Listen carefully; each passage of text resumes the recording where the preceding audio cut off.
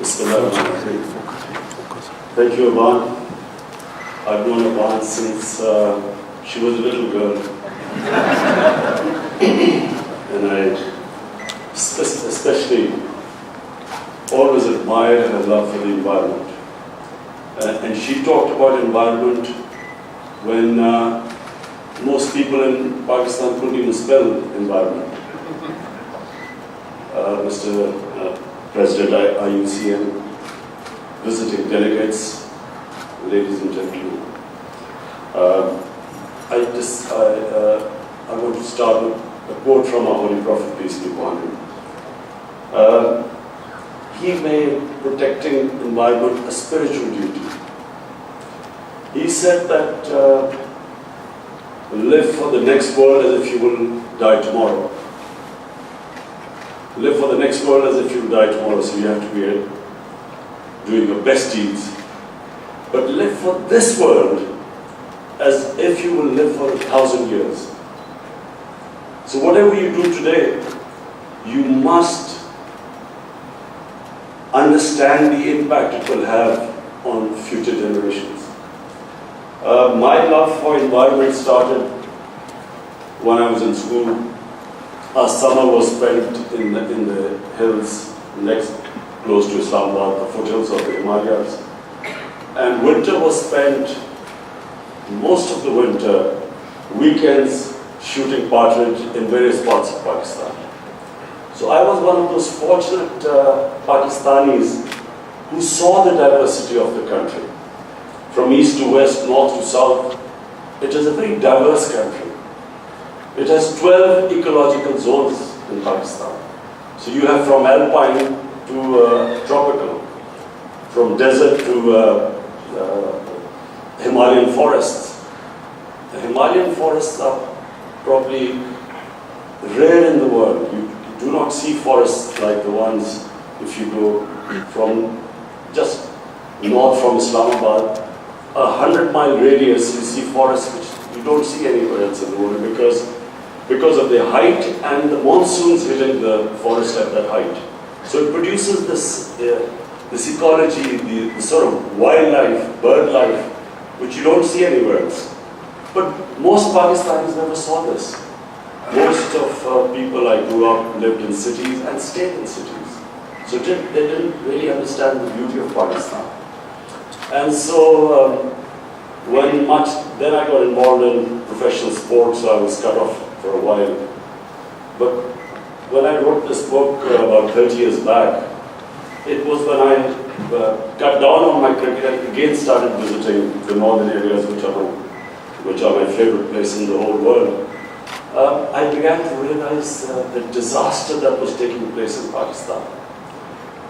When I was born, the population of Pakistan was 40 million, just under 40 million. Today it is 220 million. So we could see the caption in the book, which I said, the dwindling wildlife and forests of Pakistan. Because I could see when I went back after school and in this big period when I was playing professional sport, when I again went to the mountain areas, the northern areas, and started shooting again, that's when I realized the devastation that had been caused by this population growth, but also no concern at all by our governments about the environment in Pakistan. And I repeat, the reason was in fact all the decision makers came from cities, and they did not really know what was happening outside the cities. So I pledged that if ever I got into power, this would become my priority, that we must protect the great northern.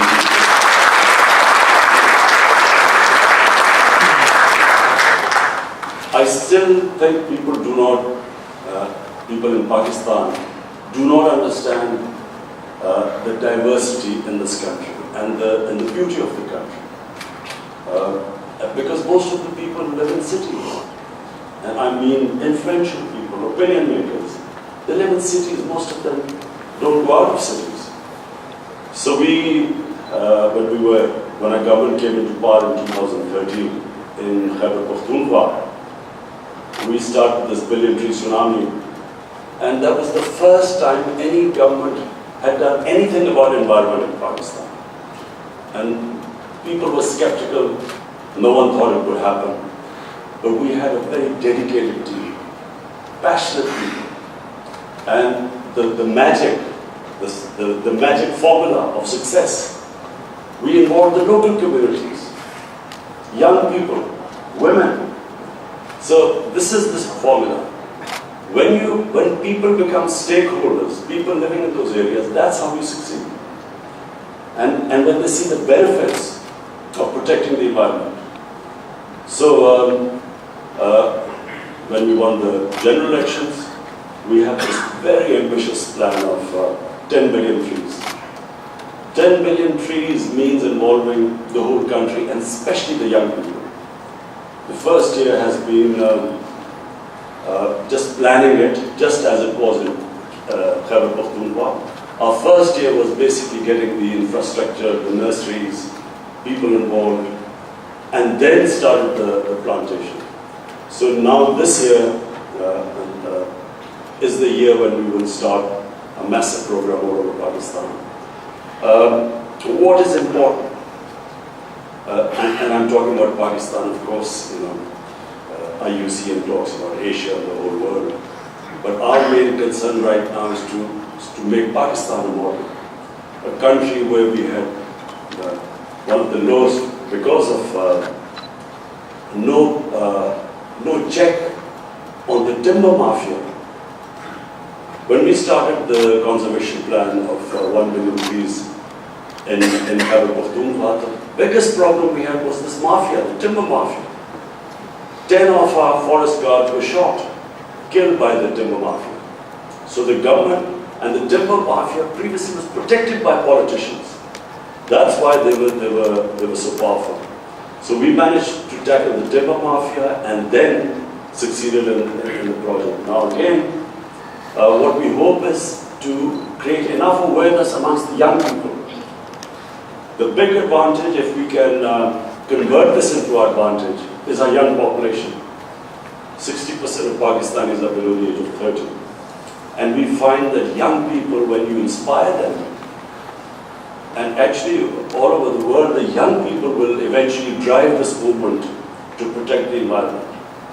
I just read this newspaper this morning that the United States is pulling out of the Paris Accords, which is a big shame because this constant battle between the material and the spiritual. Spiritual basically means selfless, where you think of humanity, and material is where it's just now what matters is just whatever is make hay while the sun shines. Opposite of what the Prophet's saying is. So, what we hope to do is to inspire our young people. What we hope to do is put it in children's syllabus now, that it is important to protect the environment for their future. And we have already started another campaign. Our cities were just spreading. Rather than going up, they were eating up all the green areas. Islamabad is, if it wasn't checked, it would go all the way up into the mountains. So we have now started a plan to restrict the cities, make the cities go up, and make people conscious. The town plan is conscious of the environment. Previously, there was just no concept of worrying about the environment. Waste disposal, cleaning up our rivers, cleaning up air pollution. What we are seeing in New Delhi now is frightening.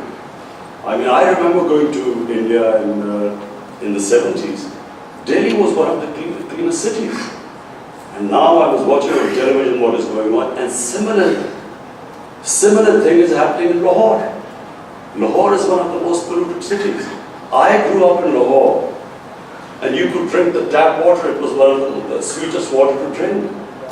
Now Lahore is just this huge city, unplanned. And we discovered that in 10 years, they had cut off 70% of the trees in Lahore. the Lahore tree cover went up by 70%. And that is one of the main reasons why pollution has also gone up. So, to conclude, I admire what IUCN does. I always think that people who worry about the environment are great human beings. I consider them spiritual because all religions talk about being selfless and thinking about others. And on the other hand, the material God only thinks of themselves, selfish people who actually do not worry about the impact of what the actions are doing on other human beings. And I admire IUCN. That's why I always admired Aban, because when she used to talk about environment, people would laugh at her. I remember in the 90s when people used to talk about global warming, people would think them lunatics. And when people would talk about climate change, no one understood. But now, everyone, especially people living in the rural areas, where they are more close to nature, everyone, now suddenly they see the impact of climate change. In our mountains, in the Karakoram and Himalayas, in Hindu Kush, the glaciers are retreating. There are glacial lakes formed. And glaciers is what sustains the population of the subcontinent. This is on the northern side. So, I want to again welcome all of you. I hope that this conference is productive, and I will try my best to appear in Marseille in a few months' time. Thank you.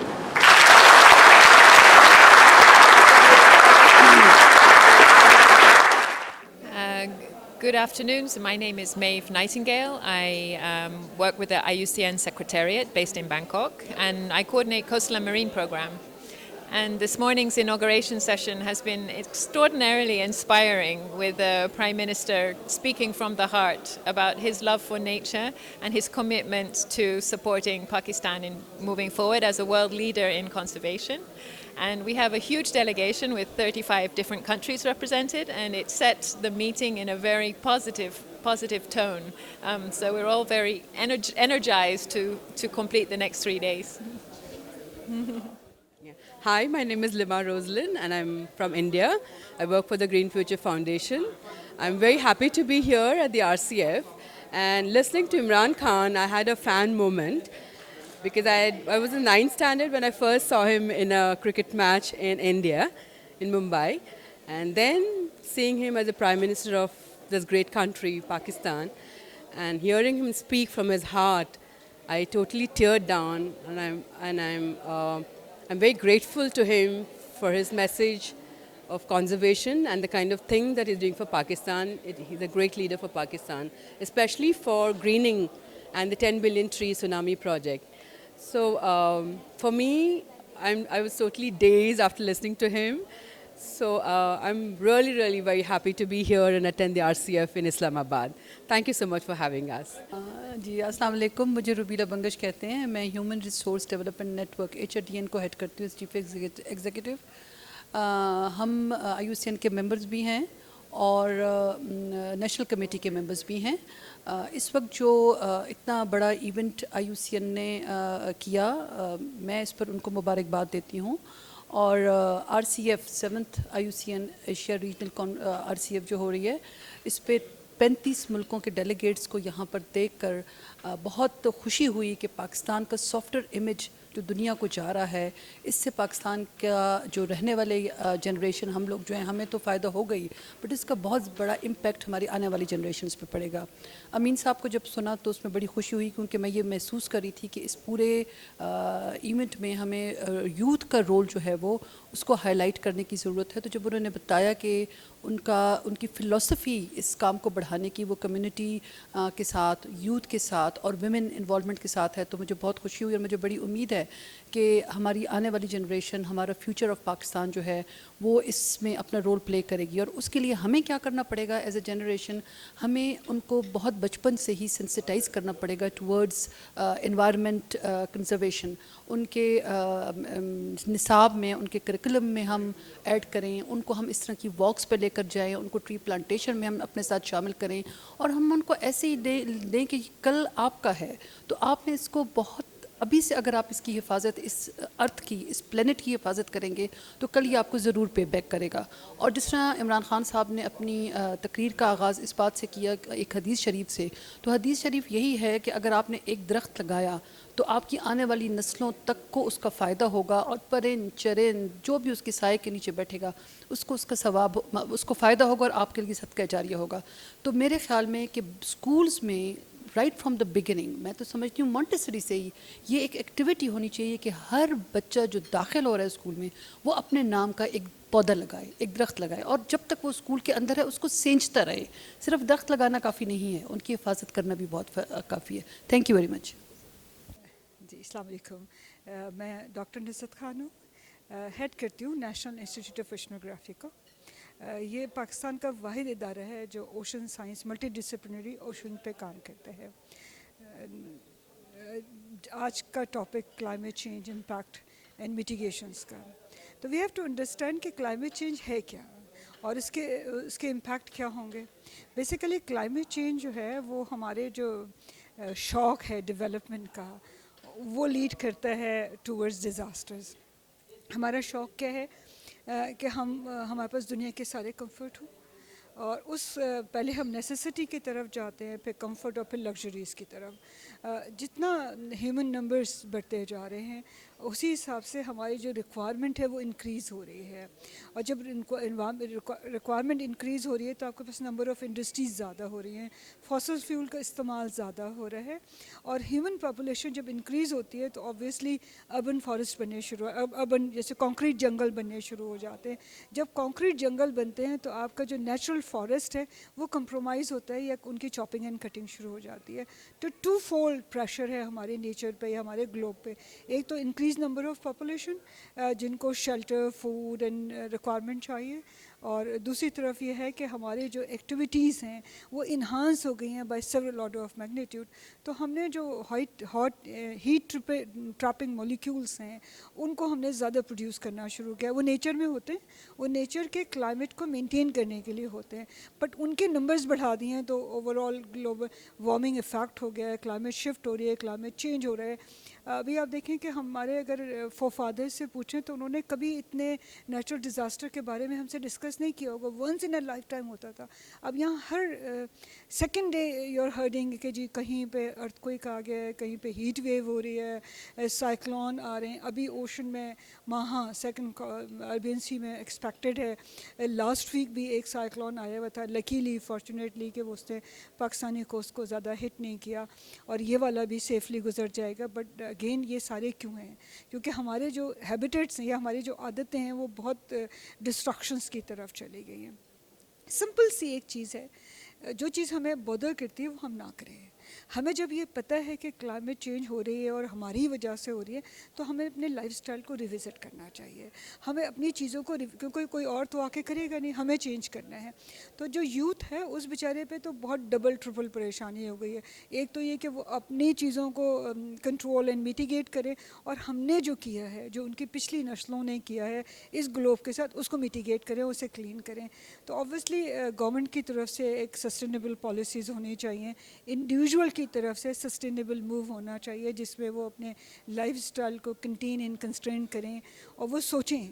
تو جو awareness کہتے ہیں وہ صرف awareness یہ نہیں ہے کہ اسکول کے بچوں کو کیا جائے، وہ ایک عام پبلک کو بھی ہونا چاہیے، گورنمنٹ پالیسی میکرز کو بھی ہونا چاہیے، اور یہ ایک کلیکٹیولی جسے ہم کہتے ہیں نا ایک براڈر پارٹیسپیشن کی ضرورت ہے. اس ایک گھر سے لے کے ایک کنٹری اور پھر ایک ریجن اور ایک گلوب، اس کے بغیر ہم یہ میٹیگیشن پلان نہیں بنا سکتے.